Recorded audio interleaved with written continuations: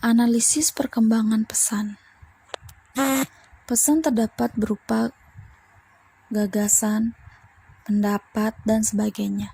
Pesan juga merupakan simbol bahasa dan suara ketika komunikasi diteruskan kepada orang lain dan khalayak atau komunikan.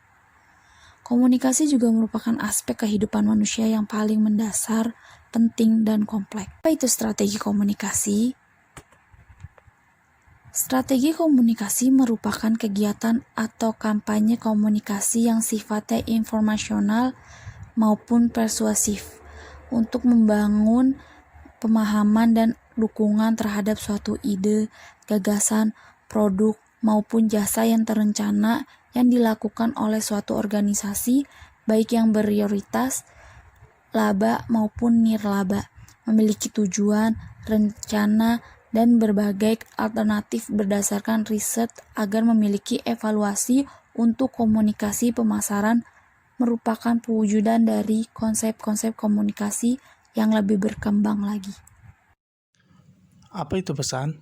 Pesan sebagai seperangkat simbol, verbal dan nonverbal yang mewakili perasaan, nilai, dan gagasan atau bahkan maksud dari sumber.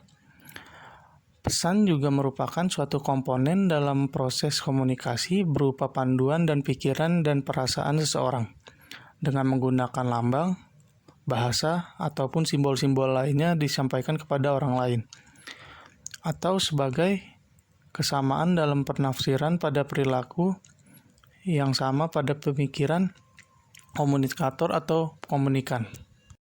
3 unsur pesan. Yang pertama adalah kode pesan, sederetan simbol yang disusun sedemikian rupa sehingga bermakna bagi orang lain. Contohnya, bahasa Indonesia merupakan bahasa yang mencangkup unsur bunyi, suara, huruf, dan kata yang disusun sedemikian rupa sehingga mempunyai arti. Yang kedua merupakan ada isi pesan dengan bahan untuk atau materi yang dipilih yang ditentukan oleh komunikator untuk mengkomunikasikan maksudnya. Yang ketiga ada wujud pesan. Wujud pesan adalah suatu yang membungkus inti pesan itu sendiri. Komunikator yang memberi wujud nyata agar komunikan tertarik akan isi pesan yang ada di dalamnya. Jenis pesan. Jenis pesan terbagi menjadi 2, yakni verbal dan nonverbal. Pesan verbal merupakan jenis pesan yang penyampaiannya menggunakan kata-kata dan dipahami isinya oleh penerima berdasarkan apa yang didengarnya. Sedangkan pesan nonverbal adalah jenis pesan yang penyampaiannya tidak menggunakan kata-kata secara langsung dan dapat dipahami isinya oleh penerima berdasarkan gerak-gerik, tingkah laku, mimik wajah, atau ekspresi muka si pengirim pesan.